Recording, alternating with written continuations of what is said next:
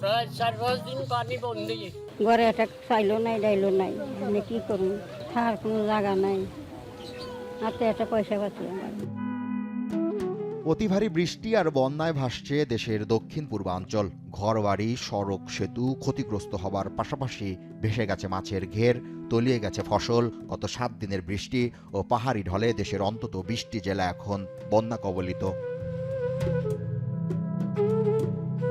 2021 থেকে 2025 সালের মধ্যে শুধু বন্যা ও ঘূর্ণিঝড়ের কারণেই দেশের অর্থনীতিতে প্রায় 41,200 কোটি টাকার ক্ষতি হয়েছে। এ সময় ক্ষতিগ্রস্ত হয়েছে 1,77,00,000-এরও বেশি মানুষ। দুর্যোগ ব্যবস্থাপনা ও ত্রাণ মন্ত্রণালয়ের সাম্প্রতিক হিসেব এটি। 72 ঘন্টা ময়েশ্চার লক সমৃদ্ধ লিলি হুইপ শিয়া মিস্টিক গ্লোয়িং বডি ওয়াশ। শিয়া বাটারের গুডনেস স্কিন রিপেয়ার করে রাখে সফট ও গ্লোয়িং, ছড়িয়ে দেয় লং লাস্টিং ফ্রেগন্যান্স।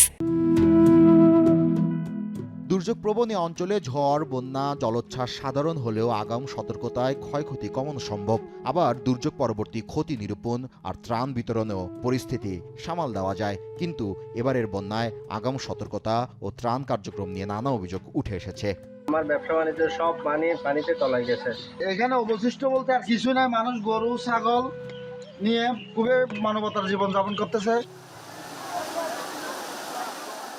মাঠ পর্যায়ে ব্যাপক শূন্যপদের কারণেই সংকট তৈরি হয়েছে জেলাগুলোতে। দুর্যোগ ব্যবস্থাপনা মন্ত্রণালয়ের প্রয়োজনের তুলনায় জনবল কম। তবে এ ব্যাপারে দুর্যোগ মন্ত্রণালয়ের অতিরিক্ত সচিব জানান, এবার বন্যা শেষ হলে সবকিছু ঢেলে সাজানো হবে।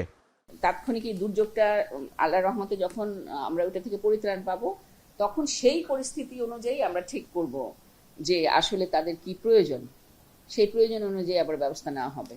বিগত সময়ে সঠিক ও যুগ উপযোগী পরিকল্পনার অভাবেই ক্ষয়ক্ষতি বেশি হয়েছে বলে মনে করেন জলবায়ু বিশেষজ্ঞরা। শুধু ত্রাণ সহায়তা নয়, বন্যা প্রতিরোধে তিস্তা মহাপরিকল্পনা ও পদ্মা ব্যারেজ প্রকল্প বাস্তবায়নও জরুরি বলে মনে করেন তিনি। রাস্তাগুলোর মধ্যে সাফিসিয়েন্ট কালভার্ট করা হয়নি। পানি উন্নয়ন বোর্ড নদীর পাড়ে প্রচুর বাঁধ বানিয়েছে, যেগুলো সামান্য চাপেই ভেঙে যায়। বাইরের পানি আপনি ঢুকতে দিলেন না বাঁধ দিয়ে, কিন্তু ভিতরের পানি নিষ্কাশনের কি ব্যবস্থা করেছেন? ভবিষ্যতে দুর্যোগ পরিস্থিতি প্রতিরোধে টেকসই প্রস্তুতি কার্যকর উদ্যোগ হতে পারে বলে মত বিশেষজ্ঞদের। জলোচ্ছ্বাসের যে দুর্যোগ, যেটা অক্টোবরের শেষ থেকে নভেম্বর পর্যন্ত থাকবে, তার আগে স্থানীয় সরকারগুলোকে আমার মেরামত করা দরকার।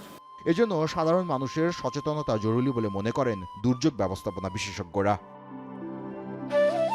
জাবেদ আব্দুল্লাহ, এখন, ঢাকা।